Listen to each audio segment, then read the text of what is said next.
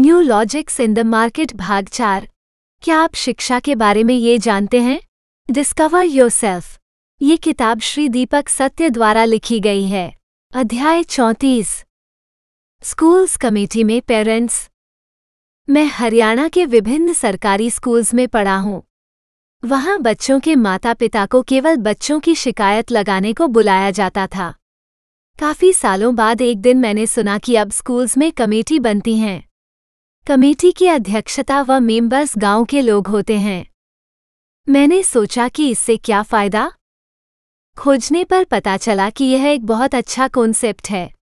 School committee होने से बच्चे अपनी वो समस्याएं अपने माता पिता को बता सकते हैं जो वे टीचर्स को नहीं बता पाते। माता पिता अपनी बात स्कूल कमेटी को बताएंगे और स्कूल कमेटी उस पर तुरंत कार्रवाई करके बच्चों को राहत उपलब्ध करवाएगी। ये कमेटी स्कूल के टीचर्स व स्टाफ पर नज़र रखेगी ताकि वे लोग अपने काम सही ढंग से करें। कुछ समय बाद ही यह अच्छा कॉन्सेप्ट व्यवहारिक दृष्टि से खत्म हो गया।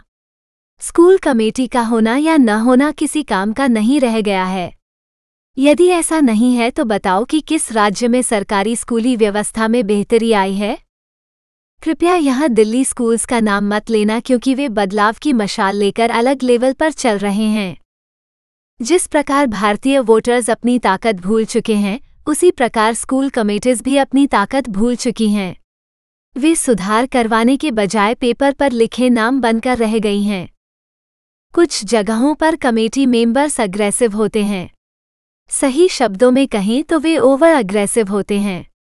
वे खुद को एमएलए समझ बैठते हैं और अधिकतर एमएलएज की तरह टीचर्स व प्रिंसिपल्स के साथ अभद्रता से पेश आते हैं। उन्हें ये समझना चाहिए कि आपको सुधार लाने के लिए अभद्र होने की ज़रूरत नहीं है।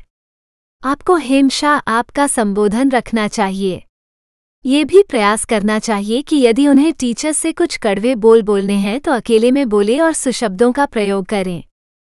यदि आप टीचर्स या प्रिंसिपल्स के साथ तू तड़ाक करोगे या उन्हें किसी के सामने बेइज्जत करोगे तो वे अपनी प्रतिष्ठा खो बैठेंगे। उस स्थिति में बच्चों के मन में उनका सम्मान चला जाएगा। यदि सम्मान चला जाएगा तो न ही टीचर मन से पढ़ाएंगे और न ही बच्चे मन से पढ़ेंगे।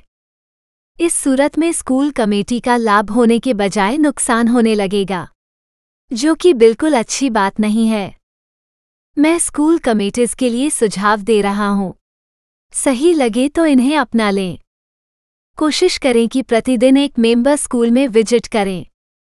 सबसे पहले स्कूल्स में सफाई देखें, फिर शौचालयों पर नज़र डालें, फिर पानी की व्यवस्था जांचें, उसके बाद बच्चों के बैठने की व्यवस्था जांचें और अंत में बिजली की व्यवस्था जांचें। इसके बाद मौजूद टीचर्स की सूची जांचें और यह भी जांचें कि टीचर्स की मौजूदगी में कोई पीरियड खाली तो नहीं रह गया। ये भी ध्यान दें कि किसी एक टीचर पर अतिरिक्त बोझ तो नहीं आ गया है। यदि टीचर फ्रेश नहीं होंगे तो वे पढ़ाने की बजाय पढ़ाने की एक्टिंग भर करेंगे। इसके बाद 5 से 10 मिनट हर कक्षा में जाकर बैठ जाएं। टीचर कैसे पढ़ा रहे हैं और बच्चे कैसे पढ़ रहे हैं, इसकी जांच करें। पीरियड शुरू हो रहा है या पीरियड खत्म हो रहा हो, दोनों ही सूरतों में आप रैंडम बच्चों से 1-to-1 मिलें और उनसे पूछें कि उन्हें कहीं कोई दिक्कत आ रही है तो बताएं। ठीक इसी तरह रैंडम टीचर्स से 1-to-1 मिलकर उनकी समस्याओं पर बातचीत करें। बहुत बार ऐसा होता है कि जब कोई अपनी मन की बात कहकर हल्की हो जाती है और एक बड़ा कांड होने से बच जाता है। वापसी में आप अपनी विजिट की पूरी डिटेल एक कमेटी की कॉमन डायरी में लिख लें ताकि हर यात्रा का रिकॉर्ड एक ही जगह मेंटेन हो जाए। हर हफ्ते 1 घंटे की मीटिंग स्कूल में रखें जिसमें आप सब आपस में बात करें। जहां टीचर्स व प्रिंसिपल्स से बातचीत की आवश्यकता दिखे वहां उन्हें रिक्वेस्ट करके बुलवा लें। इस तरह से चलते हुए एक ऐसा माहौल बन जाएगा जिसमें सभी कमेटी मेंबर्स में आत्मविश्वास आएगा।